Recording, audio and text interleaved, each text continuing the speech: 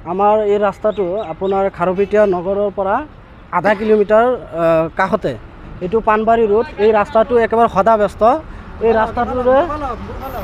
এই ৰাস্তাটোৰে সদায় হাজাৰ হাজাৰ ছাত্ৰ ছাত্ৰী, কলেজৰ ছাত্ৰ ছাত্ৰী তথা কৃষক তথা ইফালে আপোনাৰ ব্যৱসায়িক প্ৰতিষ্ঠানবিলাক আছে, হাজাৰ হাজাৰ ছাত্ৰ ছাত্ৰীবিলাকে লগতে সাধাৰণ ৰাইজে জমৰ যাতনাত ভুগিবলগীয়া হৈছে।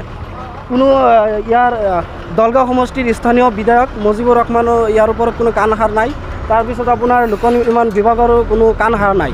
এই ৰাস্তাটো যে ইমান বেয়া হৈ আছে, দৈনিক বহুত ছাত্ৰ ছাত্ৰীৰ লগতে সাধাৰণ মানুহ ইয়াতে এক্সিডেণ্ট হৈ আছে। এটা মৰণ ফান্দত পৰিণত হৈছে ক'বলৈ গ'লে। আপোনালোকে চাওক, ৰাস্তাটো একেবাৰে বহুত বেয়া হৈছে।